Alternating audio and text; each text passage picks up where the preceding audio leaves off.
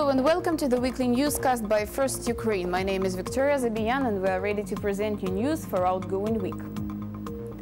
Dutch citizens are against association between Ukraine and the EU. According to previous results of referendum, which took place on 6th of April, 61% of citizens do not support the ratification of association agreement.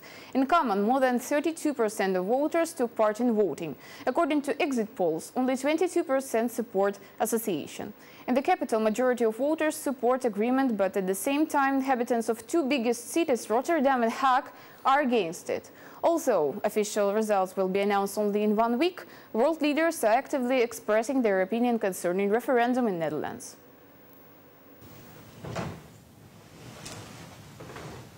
The Netherlands cannot continue ratification of the association agreement between Ukraine and the EU, so said Dutch Prime Minister Mark Rutte, and remarked that a lot of time is needed to discuss the issue with the government, parliament and European partners.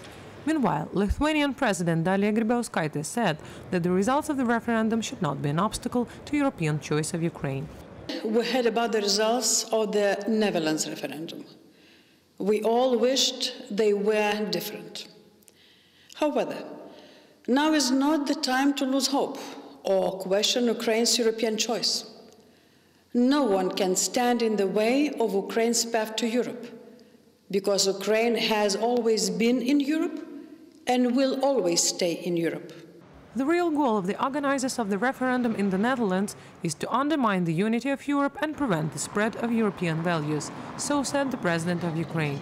Meanwhile, Petro Poroshenko said the choice of the Dutch people will not become an obstacle to the European way of Ukraine, and also thanked to everyone who supported our country.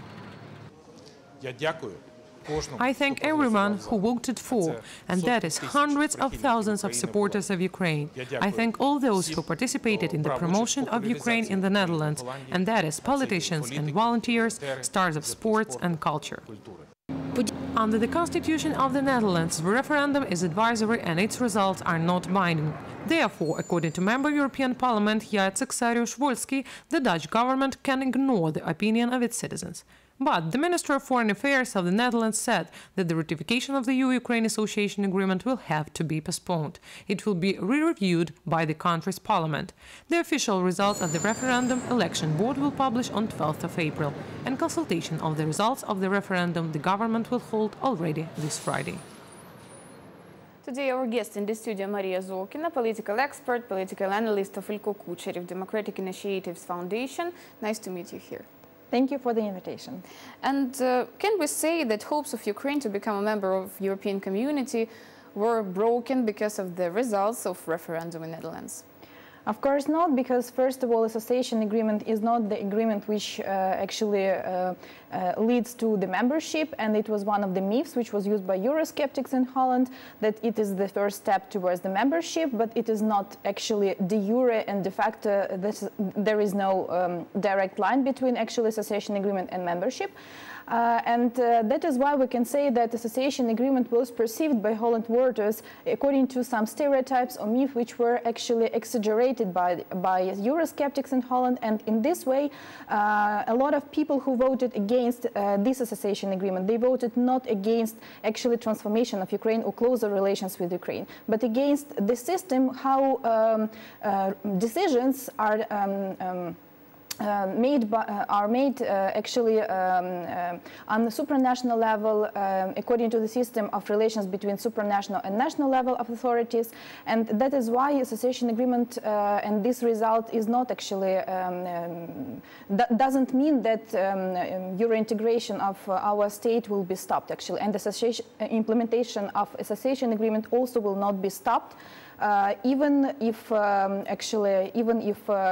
Dutch government decides not to ratify for the second time this agreement with Ukraine. Can we say that there is some misunderstanding within the European community, because as we can see, authority of European countries, they support Ukrainian European future, and on the other hand, European people do not support such a decision, and they do not want to see Ukraine as a part of this community. So, is it true, and what can Ukraine do with this? Of course, there will be some consequences for Ukraine, but I would like to underline the issue that nobody actually had the concrete receipt what to do with Dutch referendum, neither in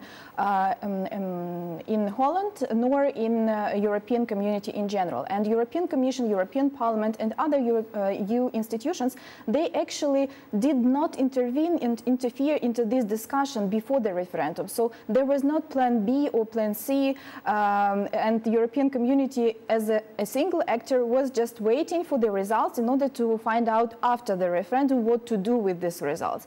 And as of now, we have a rather difficult situation because on the one hand, this is not the issue which lays just in bilateral area of Ukraine-EU relations, but on the other hand, this is actually the challenge for the European Union, because if Dutch government denies to and Dutch parliament denies to ratify the association agreement for the second time, because they have already ratified it last year, if they deny, it means that the European community will not be able to follow this national decision of Netherlands government and Netherlands actually parliament, because association agreement is the agreement which is signed by Ukraine on the one hand and by the European Union as a single actor of foreign policy on the other hand.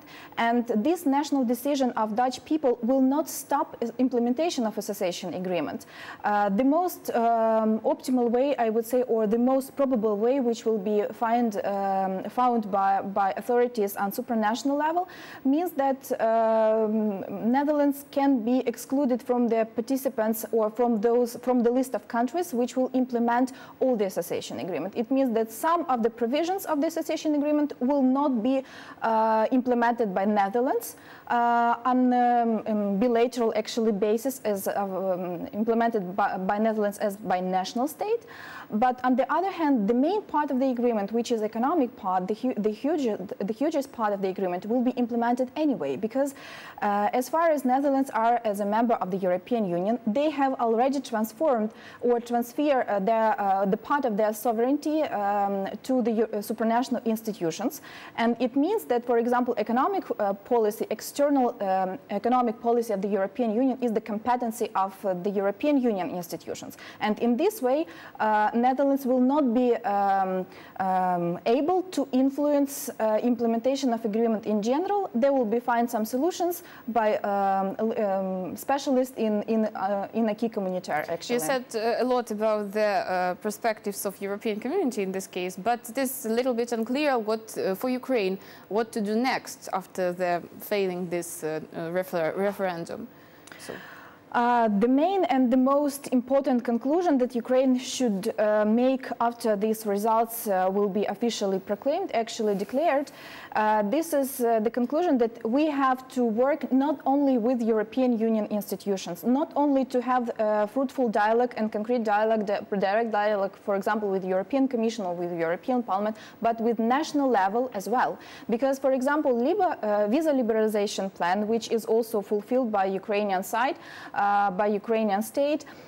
This is a different story from association agreement, but nevertheless, some aspects of ratification of this decision to implement visa-free regime for Ukraine, it will also depend on decision of national authorities, for example, of ministers of interior, which will have their council in June, and it will be the decision of national actually level how to vote in favor or against actually the visa-free regime with Ukraine. It means that Ukraine should follow these results not by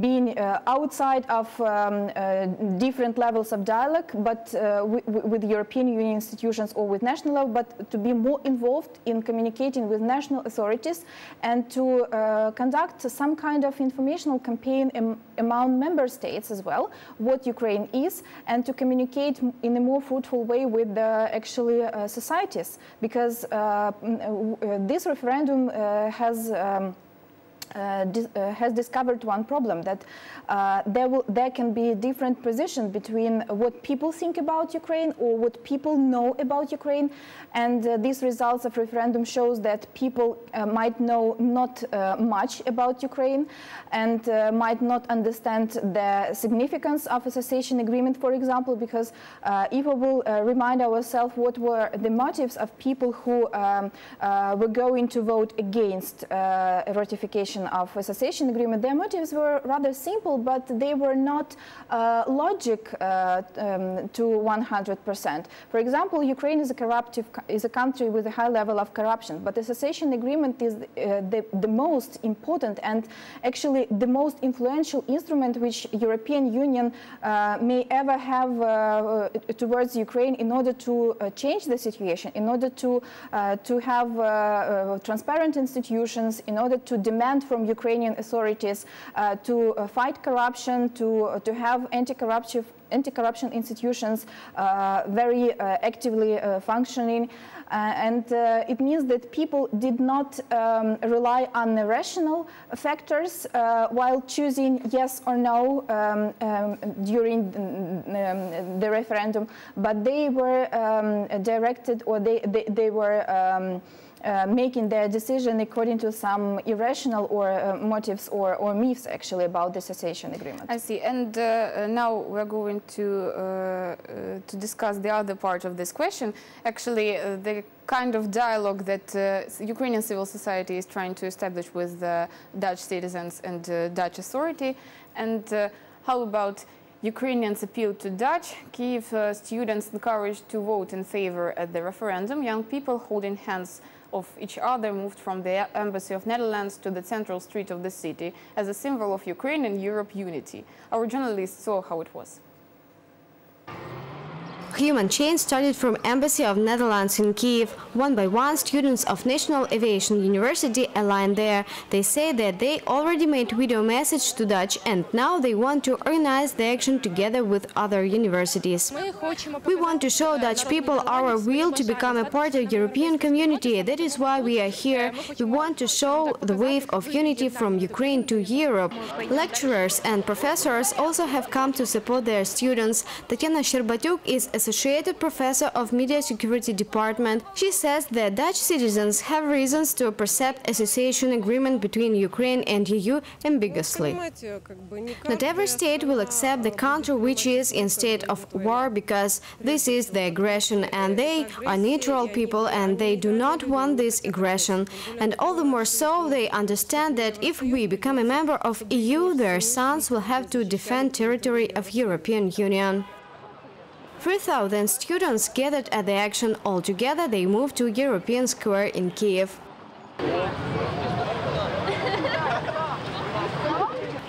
Students say that Dutch perceive Ukraine in negative way also because the anti-Ukrainian propaganda in medias. I know about scandal that happened concerning pictures as if they were stolen by Ukrainians in Holland. But I cannot say that it is true because now there is a hybrid war and a lot of events concerning this. I think that Dutch people are high educated and they should understand it and orient on global goals. We do these actions not just for fun. We express our position and this position is taken into account there. They see that we want to Europe and they listen to this. So do you think such actions can be efficient in our case? I think that such actions and such campaigns might be efficient, but not in a short-term perspective. Like several days before the referendum, it will change nothing. And honestly speaking, in the case of this information campaign, which was held by Eurosceptics and populists in Netherlands, such campaigns at some point even could be harmful, I would say, because it was not about identity, it was not about the desire of Ukrainians to become a part of the European community, it was not about European values, it was about myths or stereotypes, or I mean informational campaign in general, or it was about rational motives, whether it is beneficial for the Netherlands as for the state to have closer relations as a member of the European Union with Ukraine Ukraine on the other hand. And in this case, these reasons, I would say, that we are the part of the European community, that Ukrainians year by year start feeling themselves more and more Europeans in terms of their identity, or in terms of like we are part of the European community in general. It didn't work actually, because the main part of the questions which were put on the agenda during, for example, open discussions which were among supporters or opponents of association agreement in Netherlands, they were about free trade area, they were about migration, they were about relations with Russia and so on. And all these issues, they actually were out of framework of just association agreement. They were about perception of Dutch people, how do you look like as a single actor, whether a national parliament or national government could influence those decisions which are taken by supranational institutions. And that is why I think that the main point, which the main conclusion actually, that the European Union as an actor of policy making should do in this case, is that Eurosceptics and populists will have arguments to criticize the European Union in any case actually now, because if the Dutch government denies to ratify the association agreement, but association agreement will be still in force, it means that Eurosceptics and populists which organize this referendum in Netherlands or their partners in other countries, they will say, look, Dutch people have said their word, they have denied the idea to have association agreement with Ukraine, but anyway this association agreement is still in force, so we can't influence the supranational level. So Euroscepticism is a little bit different story, which is a common problem, a common challenge for the European Union, not a huge one, but this is the problem now, because the European community have to find the proper answer in order not to give more arguments to populists and Eurosceptics within the European Union and within Netherlands especially. But on the other hand, to have association agreement in force as it is now actually. So, and now I suggest you to come back to a referendum exactly, and we have an interesting video. Do Dutch citizens know where Ukraine is located? Such experiment was provided by journalists of one of Dutch digital newspapers. Not all voters who defined the destiny of Ukraine as associative member could find the state on the map. In the video, we can see that journalists ask voters to show Ukraine. People are looking for Ukraine. They are not sure, and in most cases, they confuse with it and confuse it with other states. Dit is Turkije. Dit is Turkije, ja, sorry. Ja, ja. Ja, ik zat het verkeerd. Ja. Dit is Turkije, natuurlijk. Italië, So how can you comment this video and whether it testifies that Ukraine does not work enough on national level with Dutch people exactly? Yes, this is one of the lessons we should draw from this experience, is that we have to work harder on promoting our country and promoting what is going on here, because Ukraine has made rather significant steps forward, reforms, for example, during last 2 years. Maybe not enough, maybe not such quickly as we would like to see those reforms are happening in Ukraine, but nevertheless we have rather good and rather speed of changes within Ukraine. And I think that for the transformation process, even in Poland or in Slovakia or in other countries from Central and Eastern Europe, which are already members of the European Union, none of that countries have shown such met such difficult situation in terms of conflict with the neighboring country, annexation of part of our territory, and at the same time willing to implement its policy of European integration or Euro-Atlantic integration. So we have different situations from what even CE countries have had in 90s, for example. And it means that we have lack of information information in countries which are in the west of Europe. They don't know, people don't know what is going on here. They don't know a lot and enough about the current conflict between Ukraine and Russia, and that is why some pro-Russian speakers or pro-Russian populist messages, they can find supporters within Dutch society or any other society, even Germany or French society. And it means that we have to work harder on promoting the idea of what is going on here within our country on the national level. And this is the challenge, because there are a lot of stereotypes and there are a lot of myths, and I think that we have rather difficult situation, because in the European Union we have always some competition between two lines of policy or two sectors of integration process, like deepening to make the integration deeper within the current format, within the current number of with the current number of member states, or make it more emphasis on broadening the European Union. And I think the fear that association agreement will be the first step towards membership, it was exaggerated and it was hyperbolized by opponents of association agreement, but it doesn't mean that the European Union in relation to Ukraine has chosen broadening path, actually. And it is also one important aspect in this regard, because I think that the European Union have, as of now, it has the results of unclear policy towards the Ukraine. We didn't hear any clear perspective on whether Ukraine will be the member of the European Union. No official perspective. Yes, we didn't have problems with Russia on the political level until 2014. We didn't have hot discussion within the European Union. It was unclear whether the European Union as an actor is ready to absorb Ukraine as a member state in the future. And that is why those myths around membership, which was actually presented as a second step after the association agreement, that myth took place within the discussion about the association agreement. So European Union should also make very important conclusions on how to deal with non-candidate and non-member states on the one hand, and with national authorities of member states on the other hand. Especially if they are near the border. Yes. Well, thank you very much for comprehensive explanation from what's happening in the Netherlands. And our guest in the studio was Maria Zolkina, political expert, political analyst of Ilko Kucherev Democratic Initiatives Foundation. Thank you very much. Thank you. Near 400 journalists from different countries published investigation about offshore companies net simultaneously. In common, 140 people are involved into this case.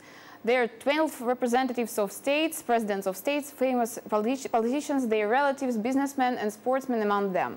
Ukrainian president is also in this list. State Fiscal Service has begun to inspect the offshore companies of Petro Poroshenko.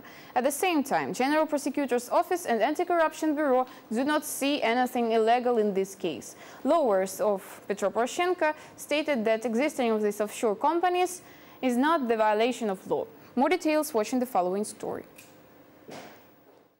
The withdrawal of assets of the company Roshen to the offshore is a preparation for its sale. This is an answer of lawyers from Avalon Partners hired by Petro Poroshenko to address issues about Roshen upon the request of journalists of Ukrainska Pravda. Lawyers also say that Poroshenko did not have to declare these companies. Please be informed that the share capitals of foreign companies were not paid up, shares owned by the client had no par value and therefore were not subject to declaration under Ukrainian laws. Even after the asset is transferred into the blind trust, all income will be paid to a Ukrainian company, not to an offshore one. Therefore, all taxes will be paid in Ukraine. The funds will remain in Ukraine pursuant to Ukrainian legislation and banking regulations. At the Anti-Corruption Bureau and the Prosecutor's Office say that they have no authority to conduct investigation against the president. However, in advance, they do not see elements of a crime in the creation of offshore companies by Petro Poroshenko.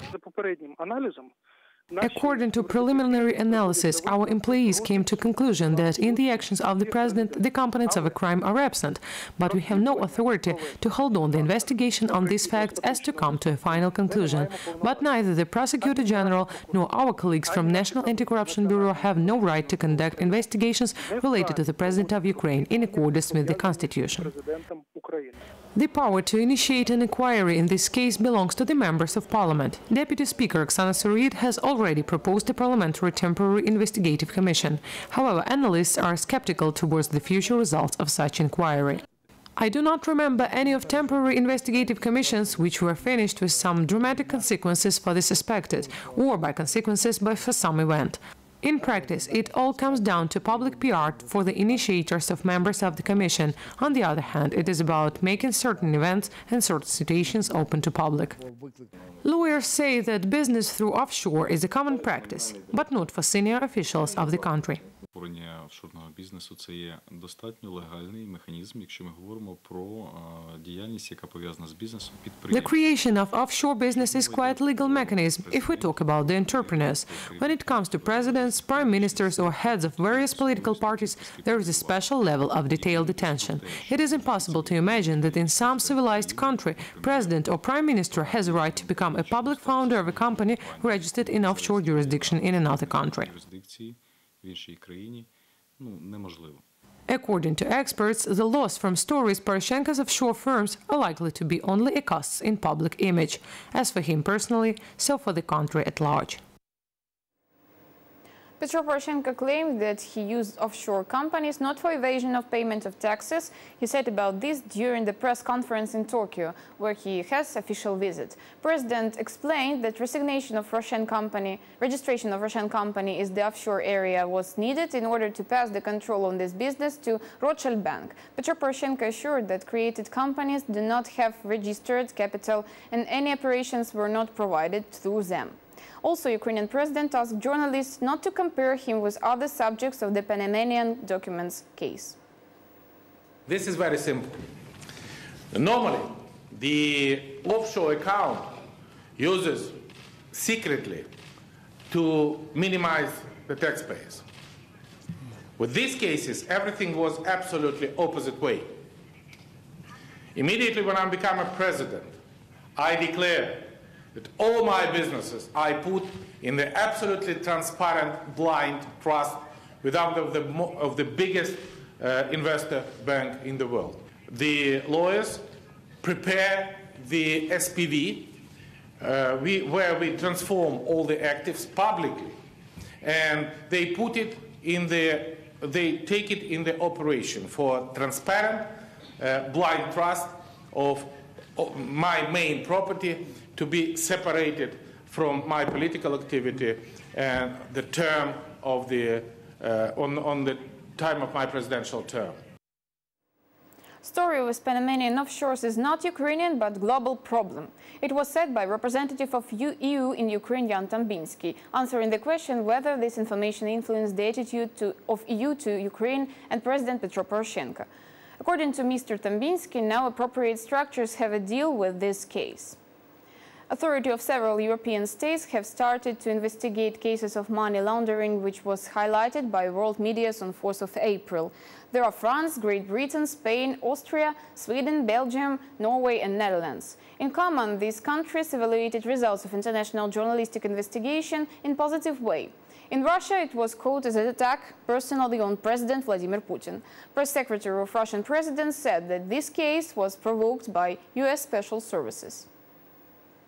72 current and former heads of states, beside them relatives of prominent politicians, businessmen and sports stars. All are listed clients at Panamanian law firm Mossack Fonseca.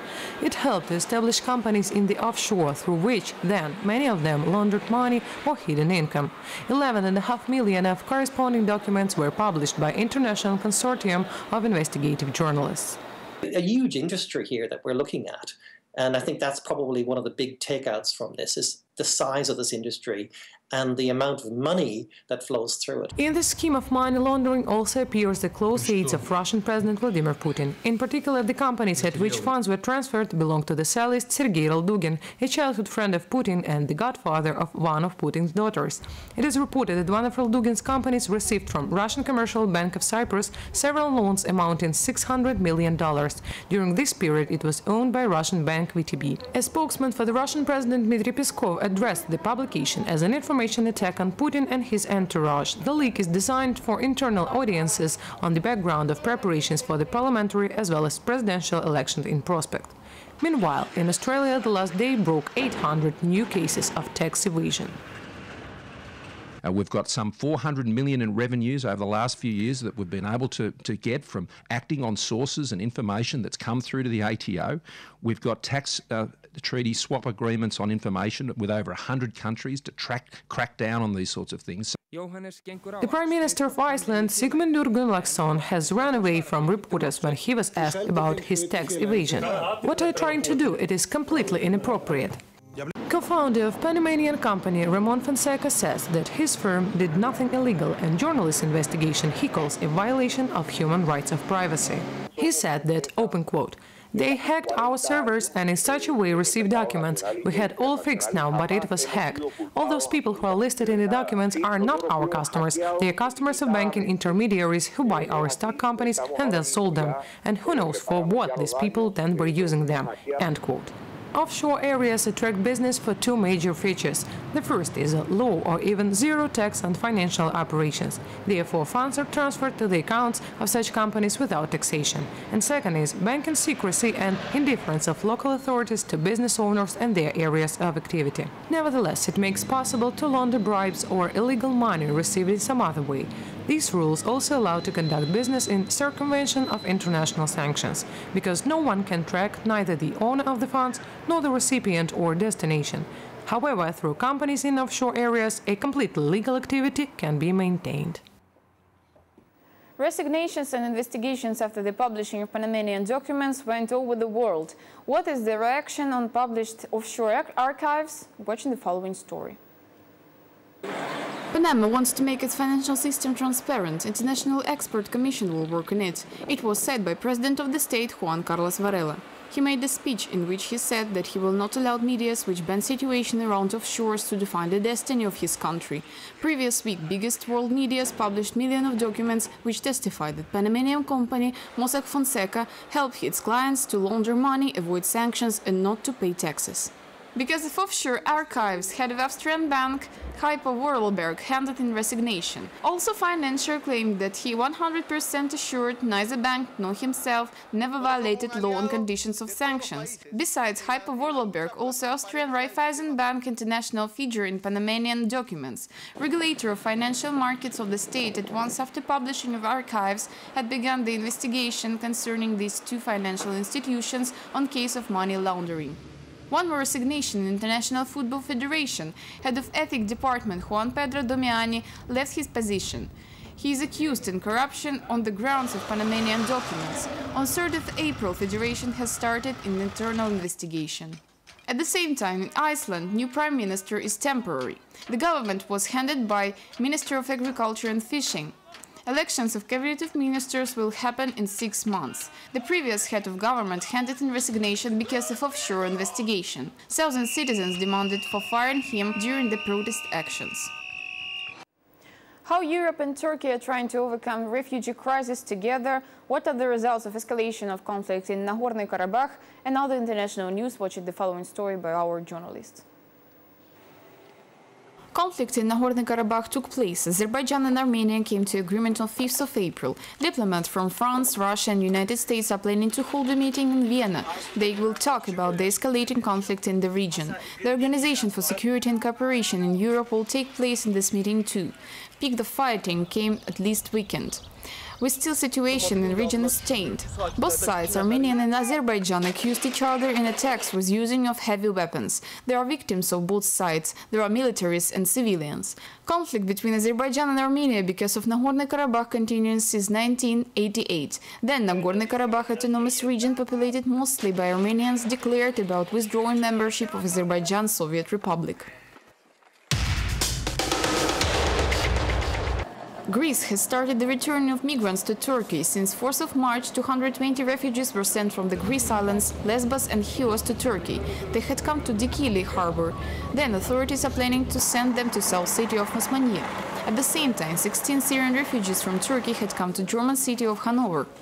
They are escorted by enhanced security and EU representatives. Such immigration streams are provoked by recent EU-Turkish agreements. According to these agreements, all people who had come to Greece from Turkey illegally after 20th of March will be deported back.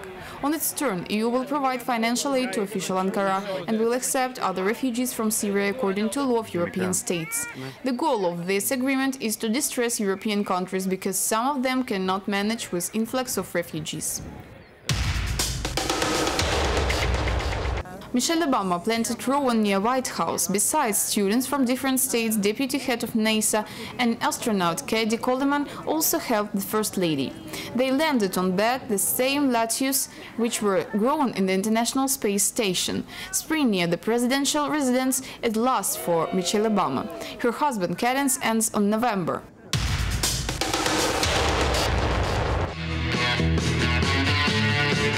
The exhibition dedicated to Rolling Stones takes place in London. Musicians themselves were at the opening ceremony. In the gallery, organizers created the reconstruction of London apartment where Rollings used to live.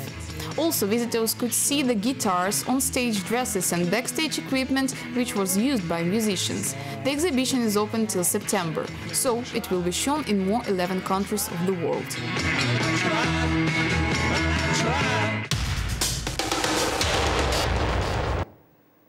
Japan will allocate $13.5 million to Ukraine for renewing of Donbass. It was reported by President of Ukraine Petro Poroshenko during his press conference with Prime Minister of Japan.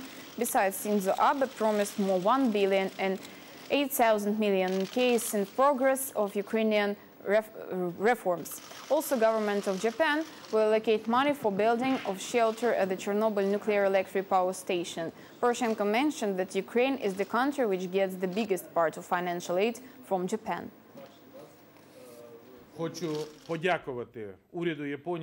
I want to thank government of Japan and Prime Minister for providing financial, technical and humanitarian aid for Ukraine.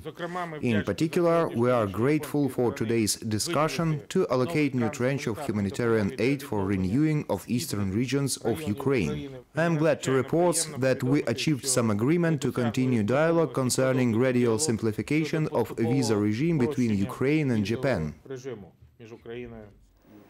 The situation in eastern Ukraine remains stably tense. ATO headquarters reported that for the current week, an armed confrontation with pro-Russian separatists tend to escalate. Every day there are attacks across the front line.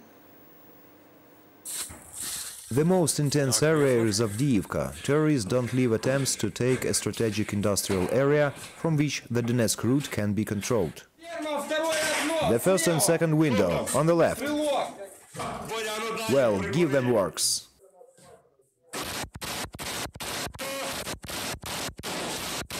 Fighting sustains in the suburbs. Both sides use any possible shelter. These separatists don't know who they get in. Every day Ukrainian soldiers have to fight off dozens of attacks. Termination of shelling and shooting in Avdiivka is disturbingly rare. Equally, the day of the so-called truce rarely passes without injured or killed. A military helicopter is sent to pick up the wounded from Avdiivka. Now the aviation in the ATO area is hardly used as separatists received from Russia anti-aircraft crews and facilities. Military doctors who daily send the wounded to the rear area are mobilized from civilian hospitals. We evacuated the soldiers who were injured from the wreckage of mine. In place, they were operated and transported to the hospital. Pisky village also daily suffers from the shell fire. However, civilians remain there. They are mainly the elderly. Mines fly in. Heavy machine gun often works. And sometimes shells blur out. bang. On the wall of some houses an inscription says, "People live here," but it doesn't say from mines and shells. However, that's signal about the attacks. A dog Nika for a year voluntarily served in the army. When we were in Pavlopol, she heard well the shell attack. Mines and shells are flying and whistling, and dog hear better than humans. She also hears sabotage groups at a distance of 100 meters. She distinguishes outsiders from insiders and gives a signal.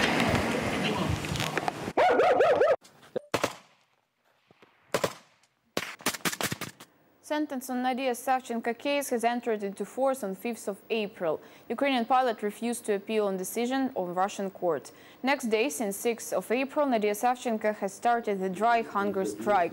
She started that all tryings to feed her by force will be accepted by her as tortures. It was written in the letter which was published by her sister Vera Savchenko. Ukrainian doctors and consul were not allowed to Nadia. As it was told by advocate Mykola Polozov, Nadia Savchenko could be transferred to Ukraine if official Kyiv admits the decision and appeals in the appropriate way to Russia. The other variant is to exchange Ukrainian pilot during the diplomatic negotiations. During the hunger strike, Savchenko stays in the pre-trial detention center. She will not be transferred to prison settlement. Court of Russian Federation admitted Nadia Savchenko as guilty in death of Russian journalists in Donbass in summer 2014 and in illegal crossing of Russian border. She was sentenced for 22 years of imprisonment. New scandal happened in Crimea after a long campaign against the director of the Feodosia Museum of Antiques. He was fired without explanations. Colleagues and activists in Feodosia say that the real reason is his pro-Ukrainian position. More details in our story. Long-term director of Feodosia Museum of Antiquities, Andriy Yevseyev, was released. He worked in museum for almost 13 years. Yevseyev wrote this message on his Facebook page. Last 3 months as director of the museum, I had to work against dirty deploying campaign with deletions to Department of Combating Economic Crimes, based check of audit sector that more resembled to prosecutor's accusation, with backplay letters for president and prime minister, and howl of trolls in media, Yevseyev wrote. In January 2016, museum staff published open letter to Russian President Vladimir Putin, in which they asked to save their institution from radio attacks by the city administration. In this appeal, in particular, they discussed the campaign which launched against director Andriy Yevseyev on purpose to release him from his post. According to the public opinion of the city, Andriy Yevseyev was a prominent supporter of Ukraine. He was actively opposed to a referendum of independence of Crimea. He is supporting the integrity of Ukraine, and it is the main factor of his resignation. Feodosia Museum of Antiquities is one of the oldest museums in Europe. It was opened in 1811. 1 in 68 children are diagnosed with autism spectrum disorder, and the majority are bullied and isolated in schools. In Ukraine, children with special needs are assessed by a panel of experts. If the child does not finish the given task or cooperate, he receives the diagnosis of mental retardation, and it's offered the place in the institution. In Ukraine, as in many other countries, it was the parents of the children on the spectrum who started the movement for recognition of their children's special needs.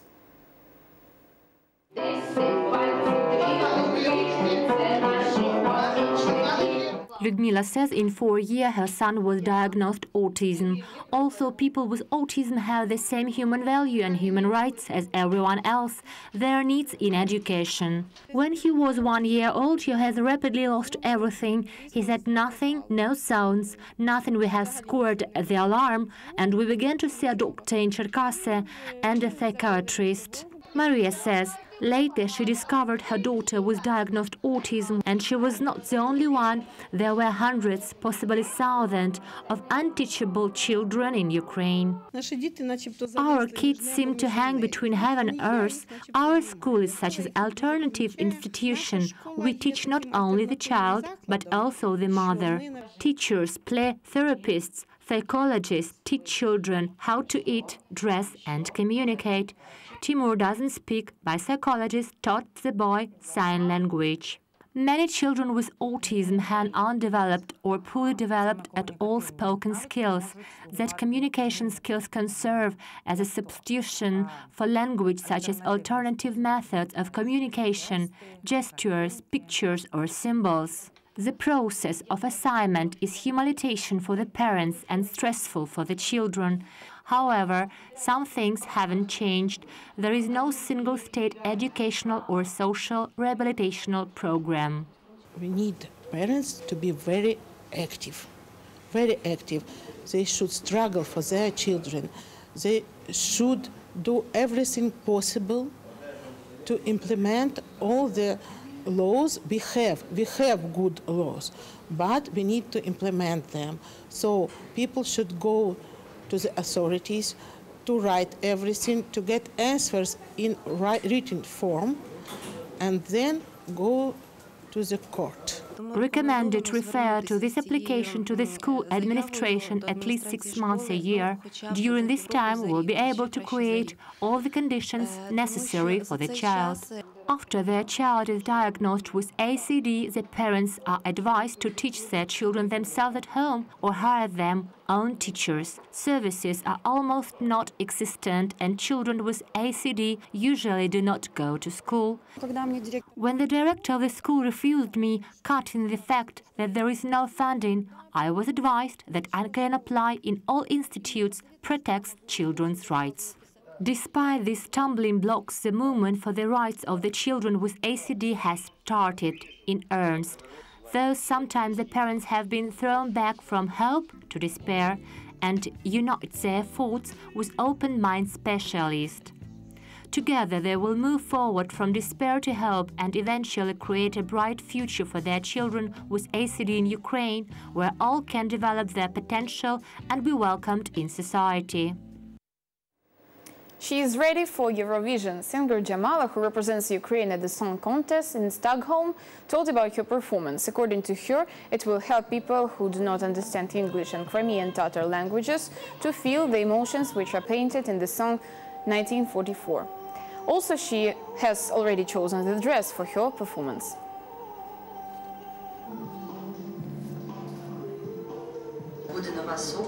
There will be a new dress. Now the contest among Ukrainian designers take place. They send their sketches. Yesterday I have already chosen the design that I like, but designers are continuing to come and we take it into consideration. So it will not be one dress. It could be 3 and 4, which I am going to bring to Stockholm. They are taking into account the stage construction and light. I will understand what dress I should wear. It was Weekly Newscast by First Ukraine. Victoria Zabiyan was working for UED Studio. Thank you for watching First Ukraine. Goodbye.